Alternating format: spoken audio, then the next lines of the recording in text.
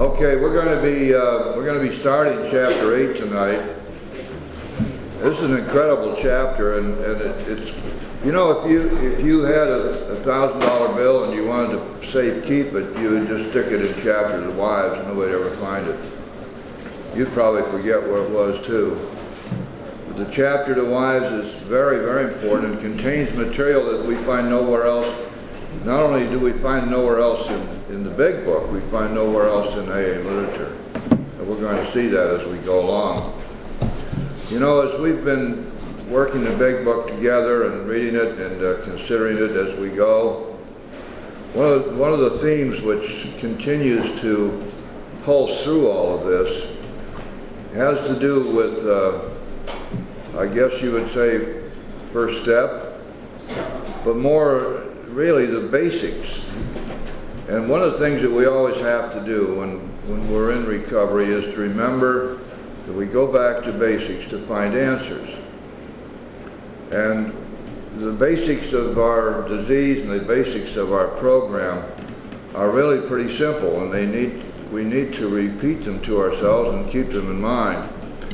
And I wanted to share something with you that Bill wrote, which has to do with his adventure through that first step and finding out what the basics of recovery are.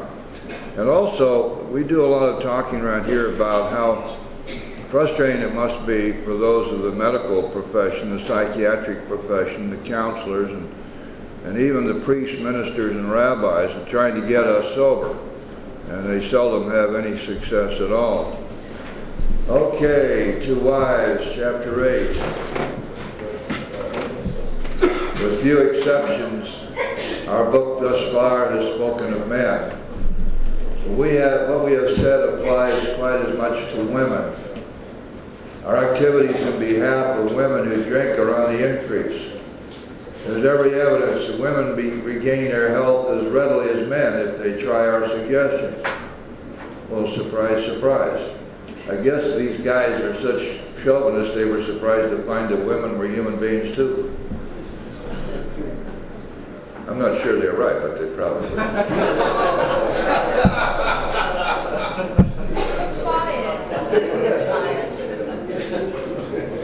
For every man who drinks, others are involved. The wife who trembles in fear of the next debauch. Anybody here wonder what a debauch is? Debauch. Debauchery. You don't often hear that word anymore, do we? That's getting stinking drunk. A next debauch. The mother and father who see their son wasting away. Among us are wives, relatives, and friends whose problem has been solved, as well as some who have not yet found a happy solution. We want the wives of Alcoholics Anonymous to address the wives of men who drink too much. What they say will apply to nearly everyone bound by ties of blood or affection to an alcoholic. As wives of Alcoholics Anonymous, we would like you to feel that we understand as perhaps few can. We want to analyze the mistakes we've made. We want to leave you with the feeling that no situation is too difficult and no unhappiness too great to be overcome. Wow, that's a pretty strong statement, isn't it? You know, one of the main themes of this chapter is, as we read it, you need to be aware of what's going on here. Bill's really leading up to this, that you, wife, can have a happy, productive life in spite of the fact that you're married to a damn drunk who is not recovering, and he's always been causing all kinds of difficulty, and you don't need to have to be that way. You can have a reasonably happy life on your own. But when you think about that, think about what's going on here. This dependency which the wives had developed on their alcoholic husbands was that one thing which was causing them most of their pain. And what the chapter advocates is a breaking away from that dependency. And as you will see, the way that that's done primarily is for the the steps. You say, oh, well, wait a minute. They're not alcoholics. How can they work the steps? They're not alcoholics. Well, that's a very common misunderstanding. Anybody, any human being can work the steps. They're for everybody. They're not just for alcoholics and the occasional drug addict who wanders in here. They're for everybody. Why? Well, it's simple. The 12 steps are great spiritual principles applicable to every human being, restated as steps of action, which means quite simply that if we learn to take that action, we will incorporate those spiritual principles into our very being. They become the way we live our lives. And every human being gains immeasurably from that. I've taken quite a few people through the steps who are not alcoholics. And those who had the courage and the motivation to actually face themselves, as we have to do, have done quite well. It's changed their lives just as it changes our lives. So they got the same problems we have. They just don't drink over it. And so as we read this chapter, we're going to see an appeal to the wives to break loose from this terrible dependency that they've developed on their husbands, and the expectations which they have developed, which are constantly being thwarted and frustrated, and to begin to live their lives standing on their own 2 feet. In effect, it's saying, leave the rascal alone. Let him do whatever the hell he's going to do.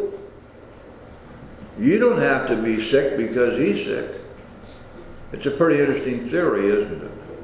There's nothing in here that is to instruct the wife what she's to do to get this guy sober or to change him, because it's clear that she can't change him. She hasn't got any power to do that any more than he has to do it for himself. So the subject here is her. How do you and the kids survive this illness in your house with a certain amount of grace and happiness? And this chapter is designed to show her exactly how to do that. So we keep that in mind too as we read it. And so he says here, we want to leave you with the feeling that no situation is too difficult and no unhappiness too great to be overcome. We have traveled a rocky road, there is no mistake about that. We've had long rendezvous with hurt, pride, frustration, self-pity, misunderstanding, and fear. These are not pleasant companions. He does not mean there that it's only on the part of the husband who is exhibiting these things, but that they affected the wife as well. She has been caught up in pride, frustration, self-pity, misunderstanding, and fear. We have been driven to maudlin sympathy, to bitter resentment. Some of us have veered from extreme to extreme, ever hoping that one day our loved ones would be themselves once more. Our loyalty and the desire that our husbands hold up their heads and be like other men have begotten all sorts of predicaments. We've been unselfish and self-sacrificing. Oh my. We have told innumerable lies to protect our pride and our husbands' reputations. Notice that Bill puts their pride first before the reputation of their husband, and that's true. And he's going right to the heart of motivations here. I'm going to tell the lie because I don't want anybody to know what I'm married to, or how stupid of me to stay with him, or how could I have made such a terrible mistake in the first place. We have prayed, we have begged, we have been patient. We have struck out viciously. We've run away. We've been hysterical. We've been terror-stricken. We've sought sympathy, and we've had retaliatory love affairs with other men. There's some guys, you know, when they read this, they say, wonder where these wives are.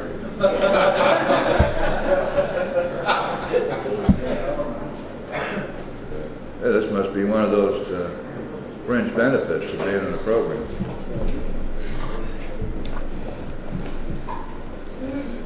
I suppose we could start a new fellowship, Retaliators Anonymous. Our homes have been battlegrounds many an evening. In the morning we have kissed and made up. Our friends have counseled chucking them in, and we've done so with finality, only to be back in a little while, hoping, always hoping. Our men have sworn great solemn oaths that they were through drinking forever. We believed them when no one else could or would. Then in days, weeks, or months, a fresh outburst. Why did you go back to that song? But I love him.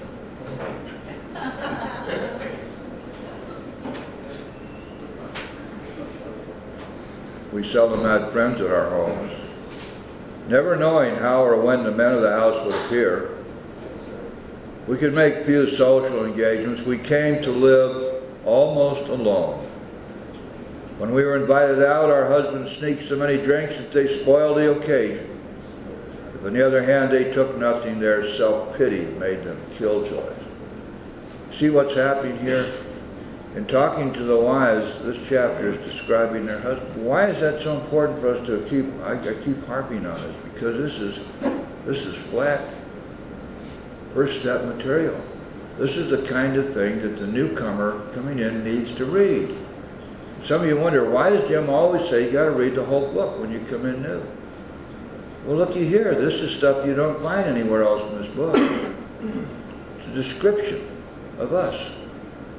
This is the kind of stuff that we begin to identify ourselves with. This is what helps us break down the walls of denial. There was never financial security. Positions were always in jeopardy or gone. The armored car could not have brought the pay envelopes home. The checking account melted like snow in June. Sometimes there were other women. How heartbreaking was this discovery? How cruel to be told they understood our men as we did not.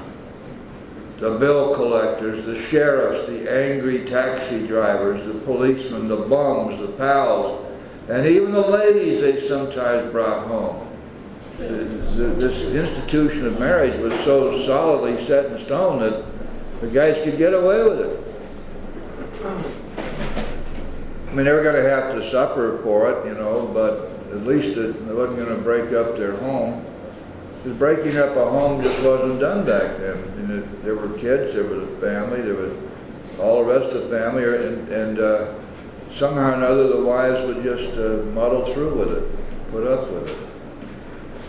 Our husbands, let's see, ladies they sometimes brought home. Our husbands thought we were so inhospitable. Joy killer, nag, wet blanket, that's what they said. Next day they would be themselves again, and we would forgive and try to forget. I wonder what he did with that lady he brought home. We've tried to hold the love of our children for their father. We've told small tots that father was sick, which was much nearer the truth than we realized. They struck the children, kicked out door panels, smashed treasured crockery, and ripped the keys out of pianos. Wow. How many people here, be honest now, who among you has ever ripped the keys out of a piano? How many of you ever had a piano to rip the keys out? If you did, you ripped the keys out, David? Oh, wow. Can you get the mental image of that? This drunk's kind of stumbling around. Where's that piano? I want to rip the keys out of that sucker. In the midst of such pandemonium, they may have rushed out threatening to live with the other woman forever. In desperation, we've even got tight ourselves. The drunk to end all drunks. The unexpected result was that our husbands seemed to like it. Yeah, maybe she's going to loosen up here a little bit. Hey, Maggie, why don't you just do that every night? Man, I already like this stuff. come on and join me. I've always wanted to have a wife I could drink with. They liked it.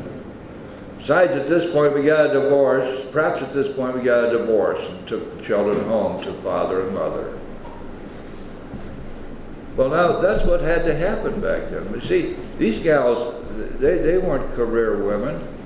They had their training was that as soon as you are eligible, you find some guy will have you, get married. And then you make the best of it. And if you have to leave them, you go home to mom and dad. And that's got to be a big reason why a lot of them would stick around through no matter what was happening. You sure as hell didn't want to go home to mom and dad. That was a bad place too. Then we were severely criticized by our husband's parents for desertion. See, remember you got married, remember what you said in front of the altar, for better or worse, in sickness and in health, till death do us part. I don't guess you guys do that anymore, do you? No. We were severely criticized by our husband's parents for desertion. Usually we did not leave. We stayed on and on. We finally sought employment ourselves as destitution faced us and our families. You remember Lois, they didn't have any kids, but Lois was working in a department store long before Bill got sober. And she kept on doing that because he didn't turn out to be much of a provider. And he was too busy with AA, running around being an AA guru and big shot. And so she kept on working. I don't know when she quit, but it was many years after Bill got sober. And it was pretty much on her income that they subsisted all those years.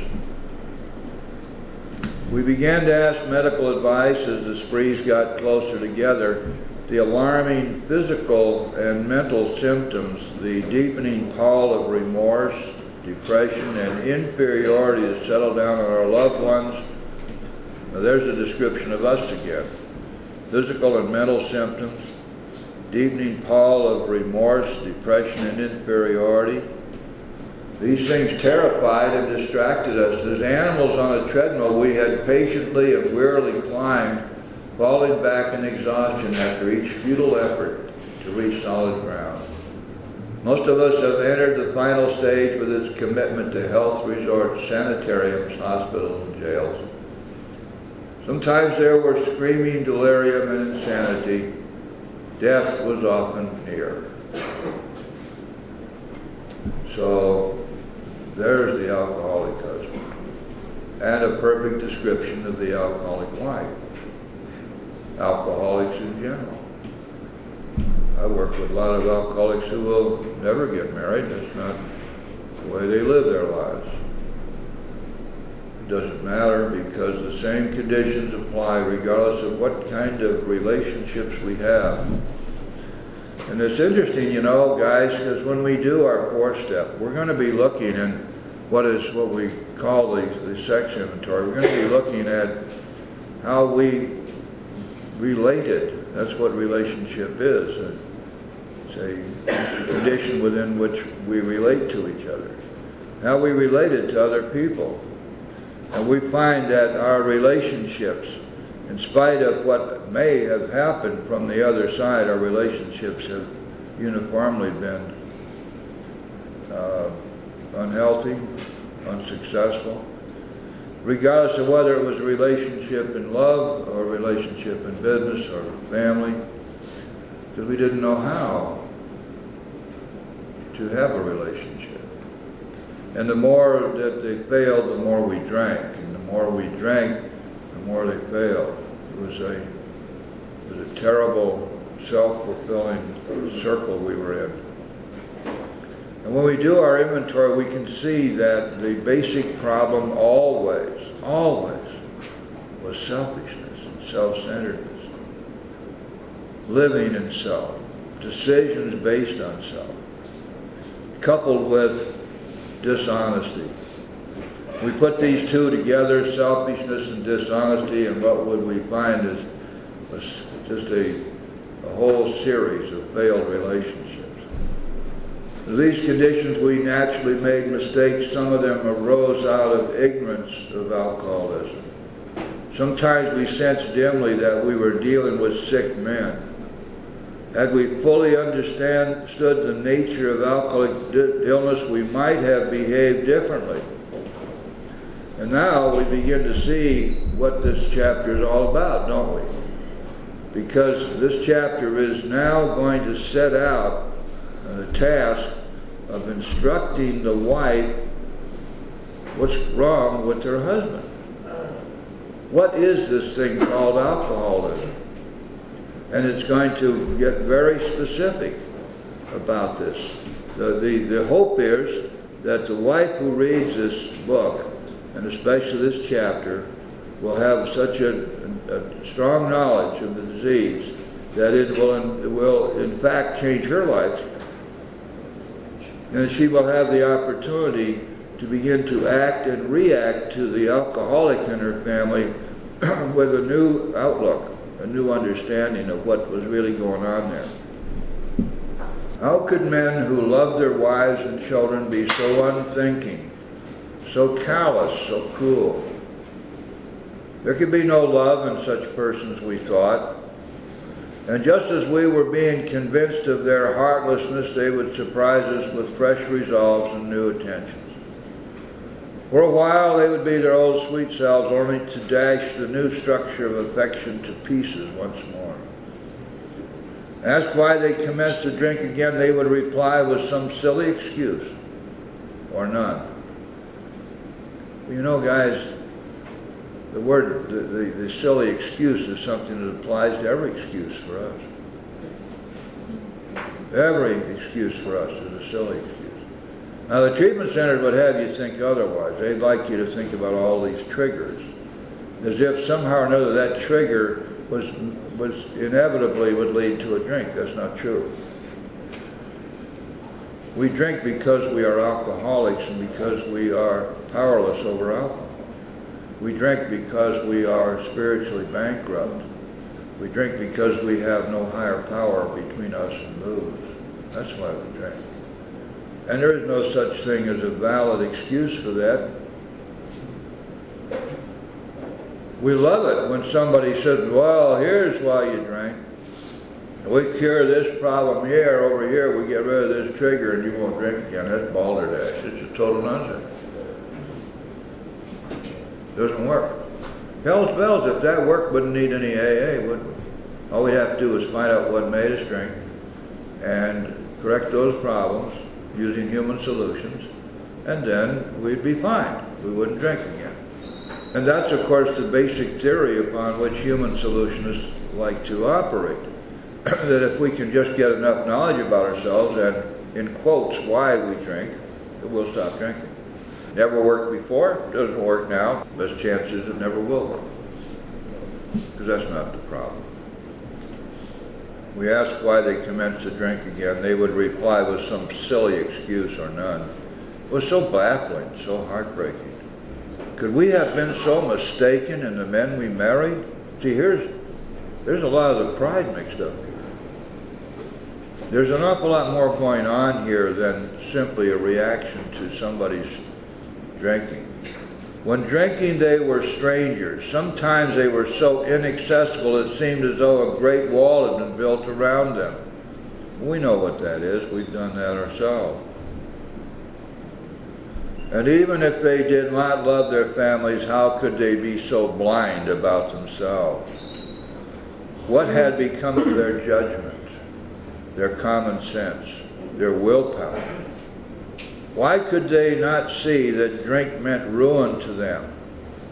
Why was it when these dangers were pointed out that they agreed and then got drunk again immediately? This is us, this whole paragraph. How could we have been so blind about ourselves?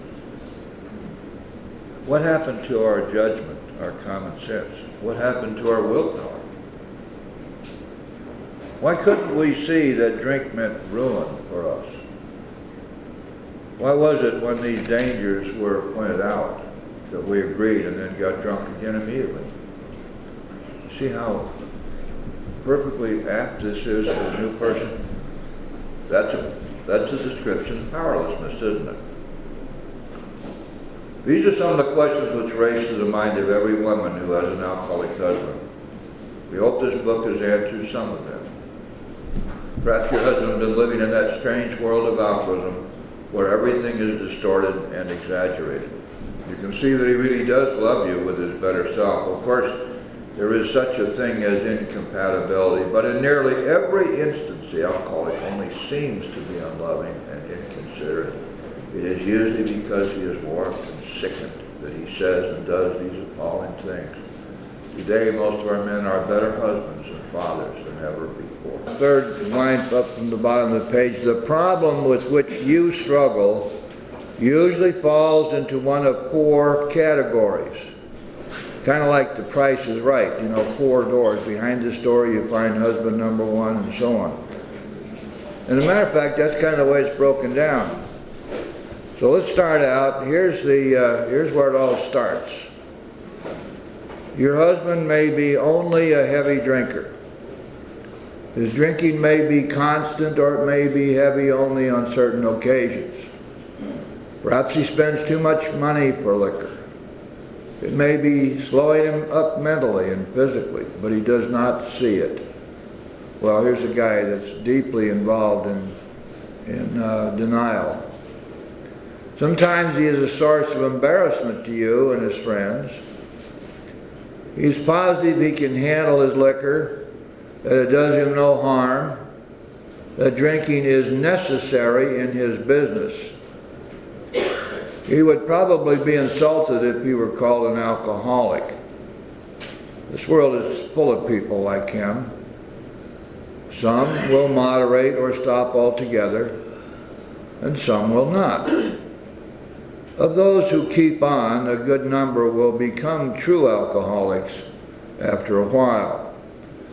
2, your husband is showing a lack of control, for he's unable to stay on the water wagon even when he wants to. He often gets entirely out of hand when drinking. He admits this is true, but is positive that he will do better. Still in denial. He's begun to try, with or without your cooperation, various means of moderating or staying dry. Maybe he's beginning to lose his friends. Your husband, his business may suffer somewhat. He's worried at times and is becoming aware that he cannot drink like other people. He sometimes drinks in the morning and through the day also to hold his nervousness in check. He's remorseful after serious drinking bouts and tells you he wants to stop. But when he gets over the spree, he begins to think once more how he can drink moderately next time. We think this person is in danger. These are the earmarks of a real alcoholic. Perhaps he can still tend to business fairly well. He has by no means ruined everything. As we say among ourselves, he wants to stop. And this person may be a long way from first step. Or it might be right next door. You just don't know. There's so many variations on the theme, but this is a general concept, general idea of what this husband number 2 really looks like. He wants to stop. Then 3. And I suspect that most of us who didn't stop with 2 will recognize ourselves here in 3. This husband has gone much farther than the husband number 2. Though once like number 2, he became worse. His friends have slipped away. His home is a near wreck, and he cannot hold a position. Maybe the doctor has been called in and the weary round of sanitariums and hospitals has begun. He admits he cannot drink like other people, but does not see why. He clings to the notion that he will yet find a way to do so. He may have come to the point where he desperately wants to stop, but cannot. This case presents additional questions which she will try to answer for you. You can be quite hopeful of a situation like this. Husband number 4. As you could suspect, the progression of the disease has gotten to the end. This is the end play right now. For you may have a husband of whom you completely despair. He's been placed in one institution after another. He is violent or appears definitely insane when drunk. Sometimes he drinks on the way home from the hospital. Perhaps he's had delirium tremens. Doctors may shake their heads and advise you to have him committed. Maybe you've already been obliged to put him away. This picture may not be as dark as it looks. Many of our husbands were just as far gone, yet they got well. That's amazing, isn't it? That's amazing. And it's the truth. A whole lot of the guys who were in the original 100 were pretty much within that category. Think about Bill's story and think about his friend Evie. Let's now go back to husband number 1. Oddly enough, he's often difficult to deal with. He enjoys drinking. It stirs his imaginations. His friends feel closer over a highball. Well, you know, that's amazing, isn't it? I remember when I first got sober, I was sure that the people over at La Dolce Vita and up at the Polo Lounge were really missing me. And I felt I really ought to go back and explain to them that I wasn't mad at them or anything, I just had to quit drinking. And I made one trip back to the Polo Lounge, and as I walked in, the bartender knew that I drank Chivas Regal over the rocks, a double shot, just to take the edge off the day. And as I walked up to the bar, he had that sucker sitting right in front of me. I said, whoa, wait a minute. I said hi, I said hi to a couple other people and walked right back out. And I never tried that again. His friends feel closer over a highball. Perhaps you enjoy drinking with him yourself when he doesn't go too far. You passed many happy evenings together, chatting and drinking before your fire. Perhaps you both like parties, which would be dull without liquor. We've enjoyed such evenings ourselves. We had a good time. We know all about liquor as a social lubricant. Some, but not all of us, think it has its advantages when reasonably used. Well, you guys all remember that first time you had a drink, don't you? You know, I think it's quite true that pain, the release from pain, is the most exquisite feeling in the world. And there isn't any doubt that fear is extraordinarily painful. And all of us have lived with it, so we know. Extremely painful. The fear is so contagious and so toxic. And alcohol simply defeated it in almost no time at all. And if you think back, you probably remember that you never ever really recaptured that feeling of that first time. Now, I never took drugs, but I've heard from drug users all the time for years and years that they never really get back the feeling of that first drug either. Keep trying, but never is quite the same. Maybe so, maybe not. But I do know that there's something so absolutely powerful and beguiling about the idea that we can be released from pain of fear and be able to do those things that we wouldn't ordinarily even think of trying.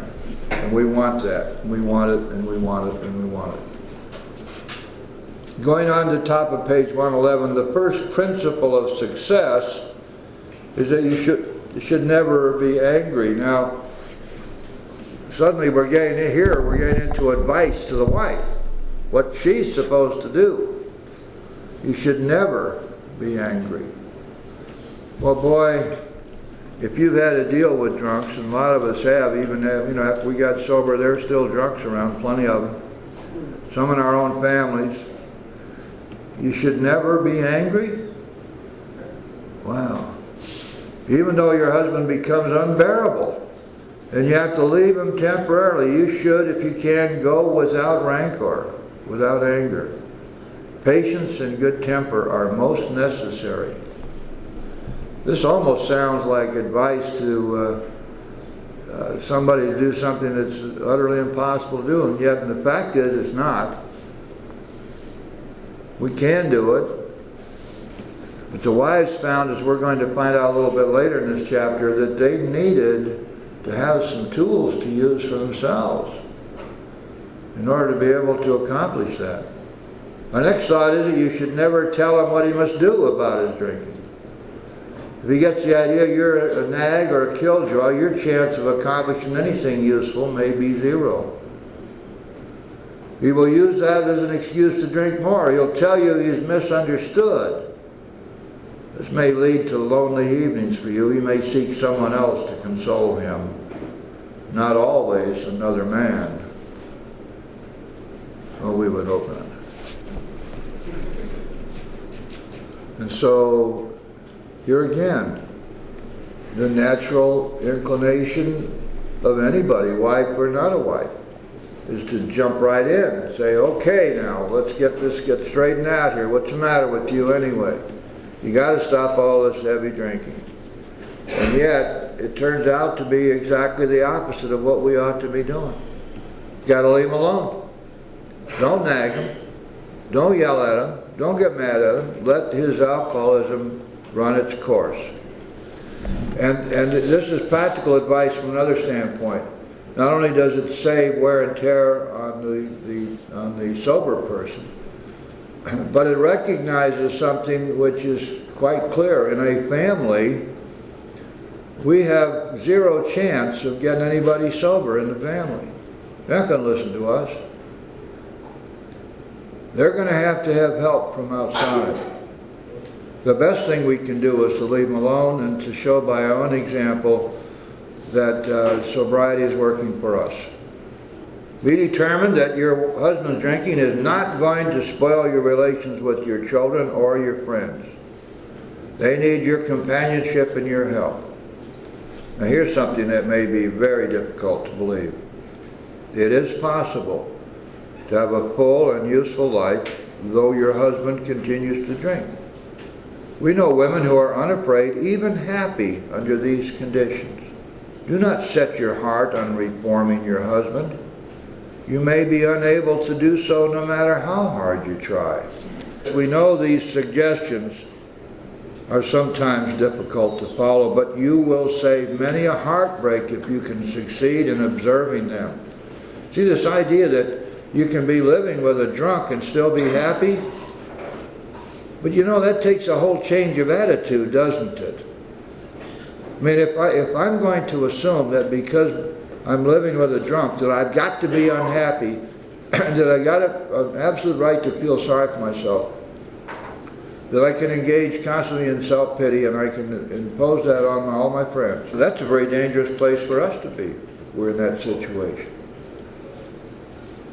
The idea that we can be happy means that we have to put aside all those excuses that we have for our own crapped-out behavior. We have to put aside all those things which we think ought to afford us much sympathy from everyone else.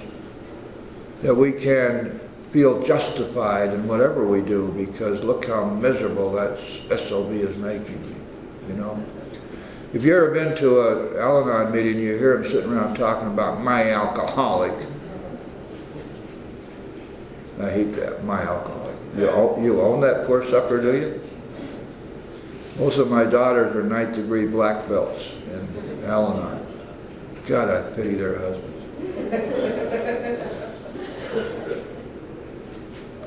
And I guess they've been married a long time. They either got them by the short hair somehow or they're actually getting along pretty well. They tell me they are. That's good.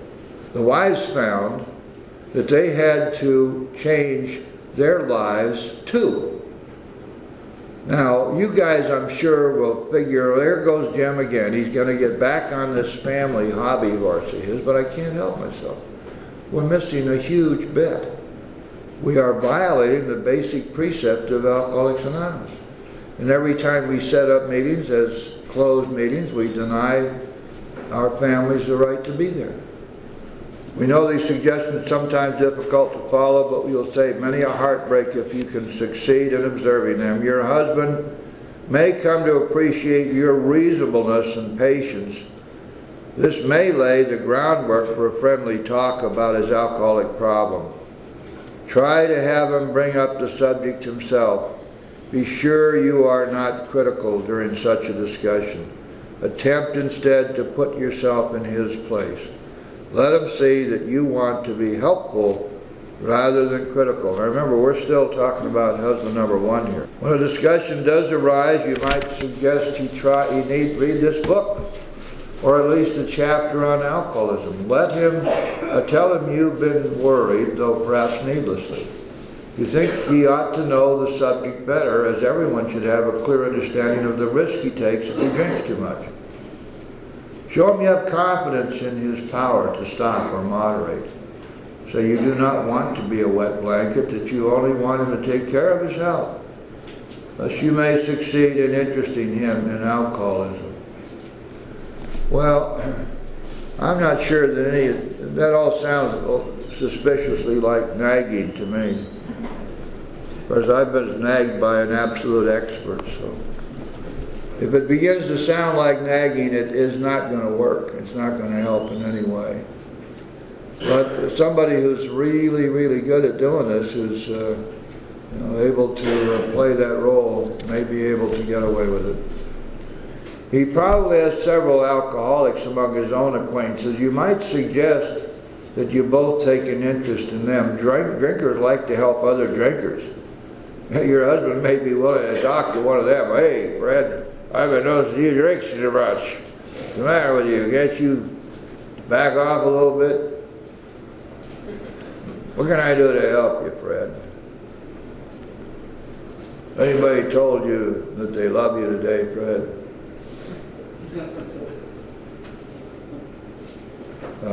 I have a feeling that this suggestion is going to fall on empty air. Maybe not. Your husband may be willing to talk to one of them. If this kind of approach does not catch your husband's interest, it may be best to drop the subject, but after a friendly talk, your husband will usually revive the topic himself. This may take patient waiting, but it will be worth it. Meanwhile, you might try to help the wife of another serious drinker. If you act upon these principles, your husband may stop or moderate. Suppose, however, that your husband fits the description of number two. The same principles which apply to husband number one should be practiced. But after his next binge, ask him if he would really like to get over drinking for good.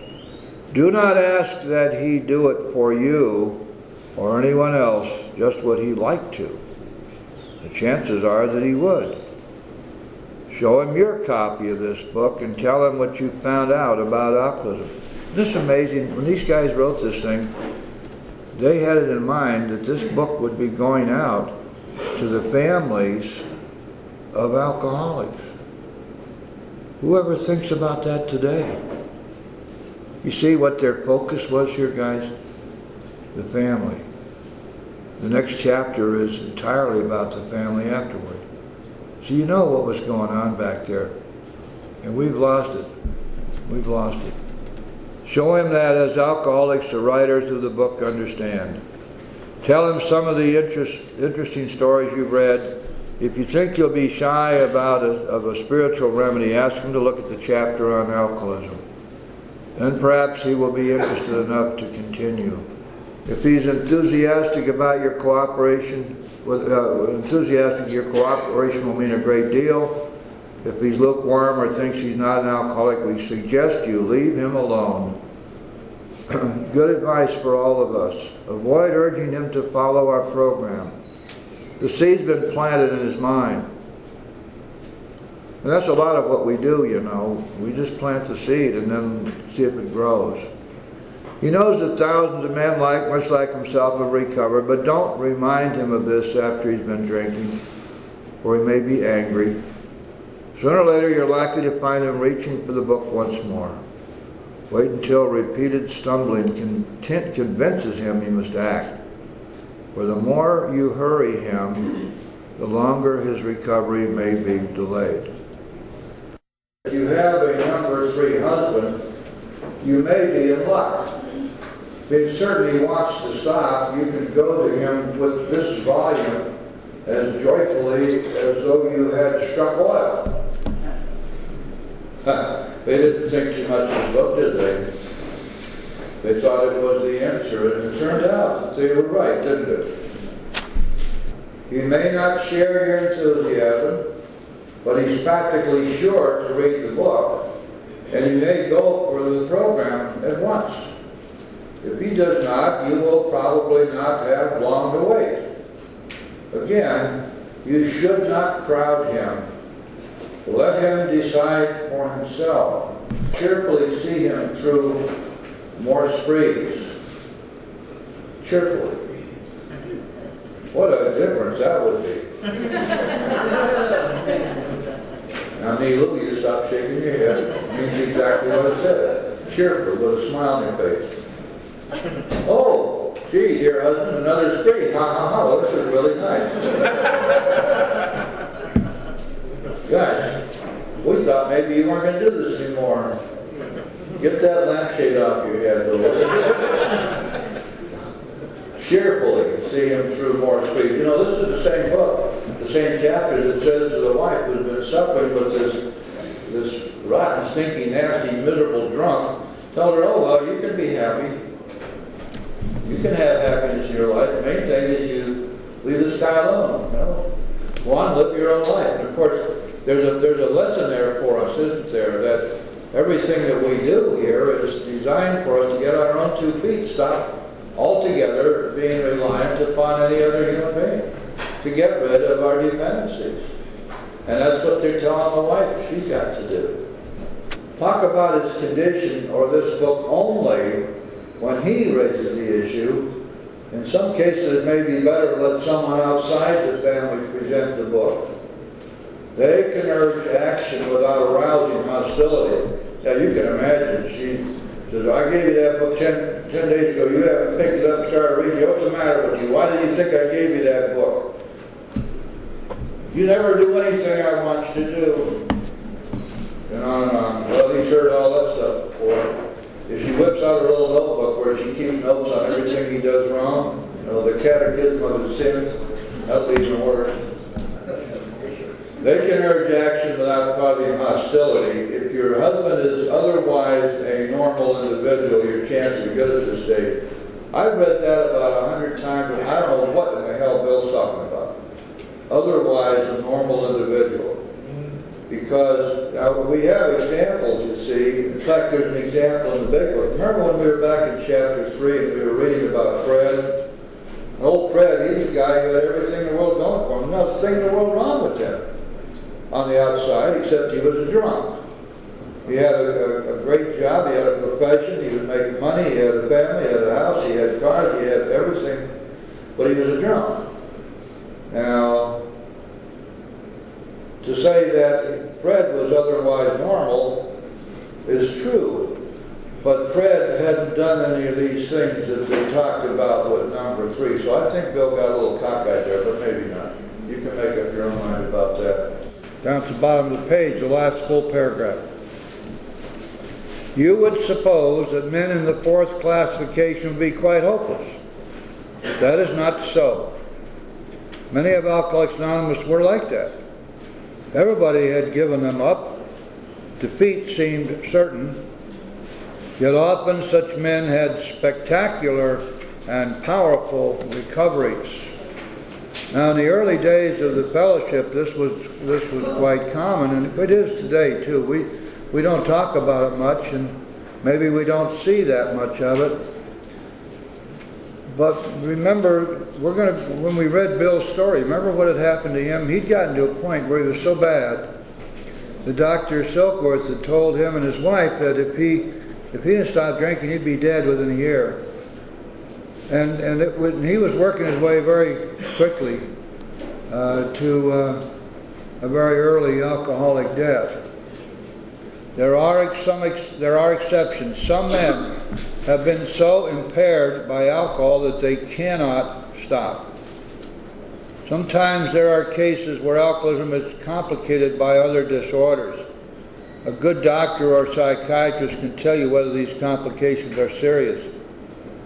In any event, try to have your husband read this book. See, they had such faith in this book, and they were right. His reaction may be one of enthusiasm. If he's already committed to an institution but can convince you and your doctor that he means business, give him a chance to try our method, unless the doctor thinks his mental condition too abnormal or dangerous. We make this recommendation with some confidence. For years we've been working with alcoholics committed to institutions. See, that's where they were getting most of their prospects, was going down to Towns Hospital and going to the ward where the hopeless cases were warehoused, and walking out of there with these guys, who later became the stalwarts of the original groups.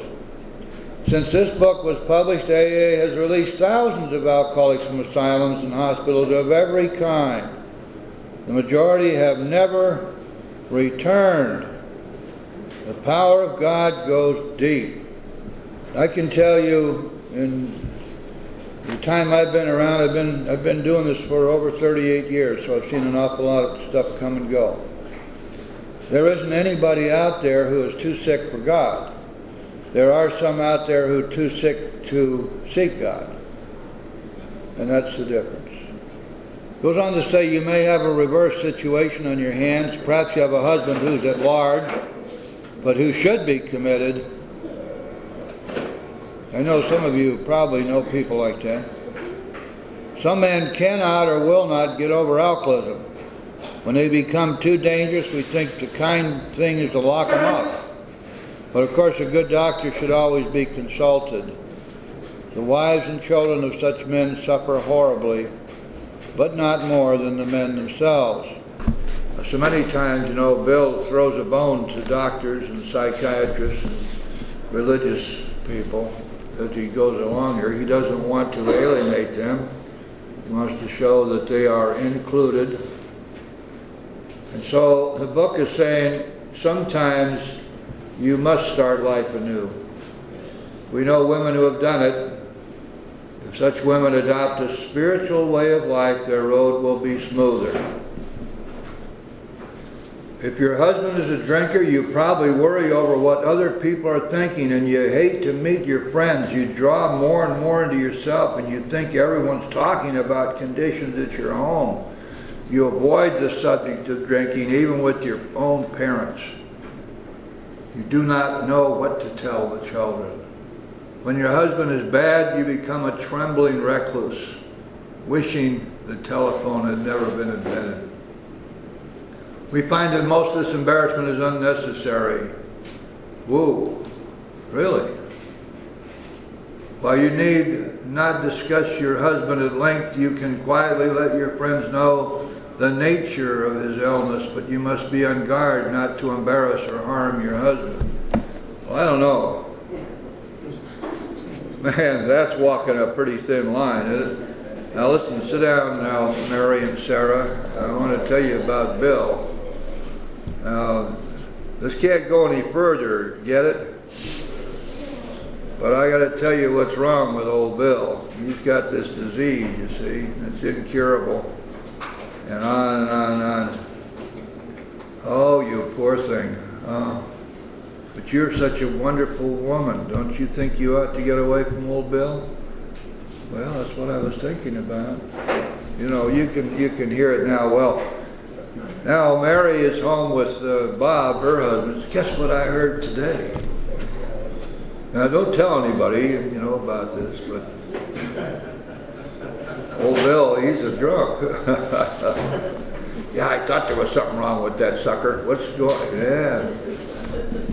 I guess you'd have to be real careful about that, wouldn't you? But you must be on guard not to embarrass or harm your husband. Well, sure, that goes without saying. You know what's going to happen if old Bill comes home one night and he's been down at his local pub and getting oiled up in order to be able to face the family, the kids screaming, the dog biting, and all the other stuff that's going on in this house. And they're saying, "Hey, Bill, guess what we heard? You're a drunk. What's the matter? You can't handle your booze?" Sheesh. You can imagine the scene then.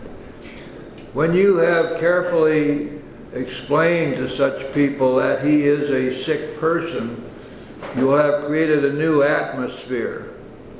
Barriers which have sprung up between you and your friends will disappear with the growth of sympathetic understanding. You will no longer be self-conscious or feel you must apologize as though your husband were a weak character. He may be anything but that. Your new courage, good nature, and lack of self-consciousness will do wonders for you socially. Well, I don't know, you've heard me say a number of times that I consider this big book to be a divinely inspired document, and I think that everything in it is true. And I have a difficult time with this stuff, just from a practical standpoint. From what Bill is saying here, if you could keep it all in the family, all among your friends, and your friends could come to understand exactly what you're dealing with. You weren't seeking any pity. You were just looking for a little understanding, and it never went any further. I can see how this would work just fine. And I'm a little bit more cynical about human nature than that. But that's my problem, isn't it, guys? You take what you want from this. The same principle applies in dealing with the children. Unless they actually need protection from their father, it's best not to take sides in any argument he has with them while drinking. Use your energies to promote a better understanding all around. Then that terrible tension which grips the home of every problem drinker will be lessened. There's a theme that runs through this, you know, and the theme kind of is, you can be happy in spite of the fact that you're living with a bad alcoholic. You can be happy. Now, I like that theme because it applies so much and so many times to so many of us who are wound up in some kind of a dependency situation where we feel trapped and we don't know how to get out of it. We don't really want to get out of it, and yet we're constantly upset and unhappy because of the actions of the person upon whom we depend. And so what I try to do with people I work with is to present them with another side of the coin, which is simply that we have to learn to live our lives in God's will without dependency, and we have to learn to let the other person be exactly as they are. Now that brings us down to the nitty-gritty.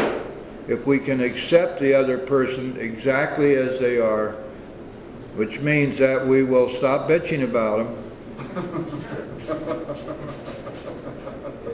entirely, or get away from them. I don't think there's anything there. Those are the two alternatives. Accept them exactly as they are and stop bitching about them, or get away from them. Because to live in that twilight zone is terrible. I'm still here. I'm stuck. I'm getting totally macerated every time I turn around. I hate it, and everybody I know hates to see me coming because what I want to do is talk about how abused I am. And that damn self-pity is such a monster. Self-pity is undoubtedly the worst manifestation of self. It tears us up and it destroys our relationships. So I guess the alternatives are pretty simple. Either accept him the way he is and quit bitching about him, or get away from him. And neither one of those is necessarily easy to do. In fact, both of them are difficult to do. But sometimes we are faced with that sort of thing. You know, the right thing to do is the hardest thing to do. Almost always that's true. Okay, it's dealing with the children. They usually need protection from unless they need protection from their father, don't take sides. See, what the book is saying here is that and it's so often true. The kids are used as leverage. They're used as the manipulation. They're used to take out frustrations and angers and rages. People who do that ought to be horsewhipped about once a day. But unfortunately, that doesn't happen. We can see it happening all around us, can't we? It seems now that it is, maybe this has always been true, but if you're having a big fight with your spouse and their kids involved, the kids are the battleground. And they're going to be scarred for life, unfortunately. I was talking to a lady yesterday, and another friend of mine who is also an expert in behavioral psychology, and they were talking, and they both specialize in kids. And they both told me that child's psyche is pretty well set in stone by the time they're 5 years old.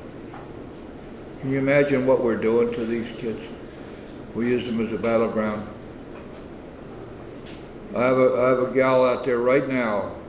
I love her dearly, and I've been working with her for coming on 3 years. She can't stay sober anymore. Her ex-husband is using her children to whipsaw her with. I've come to the conclusion he wants her dead. So she'll be out of the way and he won't have to mess with her anymore. Think what's happening to those children.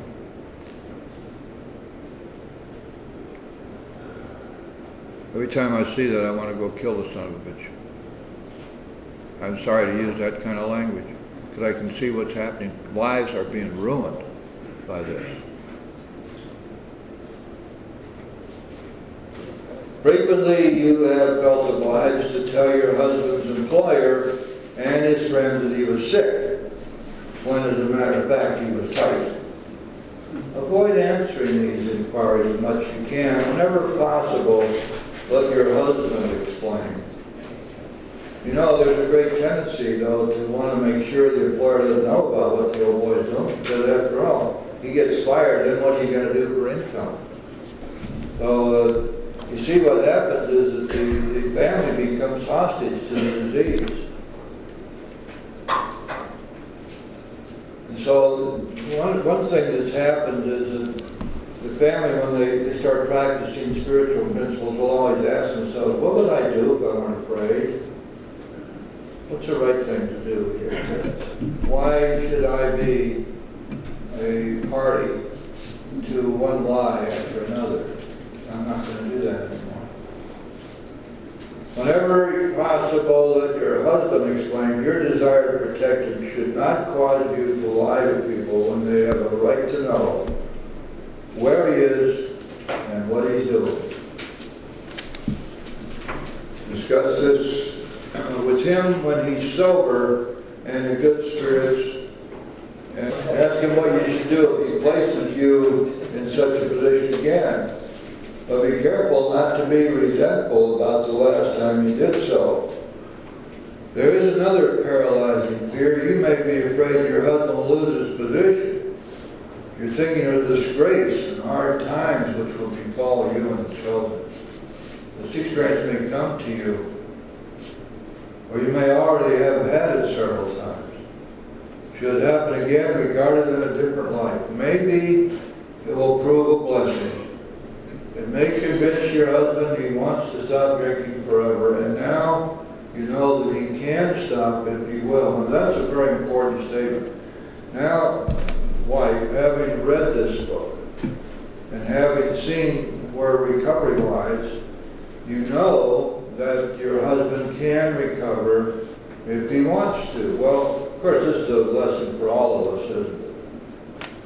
Now you know that he can stop if he will. Time after time, this apparent calamity has been a boon to us, for it opened up a path which led to the discovery of God. And what he's really talking about here is the guy had to be driven to his knees, and he had to reach some kind of a bottom before he was going to be willing to acknowledge that the fact that there might just be a higher power out there. And you got to remember what Bill's talking about here. You see, the big book is always consistent, never inconsistent. When we go back to chapter 4, we find, and also in Bill's story, we find that the only requirement is that we be willing to believe that there just might be a power out there greater than ourselves. Be willing to believe in the possible existence of God. That's all that's required to get us started. And that's what Bill's talking about here. That it opened up a path which led to the discovery of God. That path is the path of desperation. And the people who walk in through the doors of Alcoholics Anonymous, most of them are in a state of desperation, seemingly hopeless state of mind and body. They're looking for some kind of release from the pain and suffering of their lives. And so, if we can assume that some sort of a bottom has been reached, and here it's talking about accelerating the bottom, maybe this will be enough to open up a pathway which will lead to the discovery of God.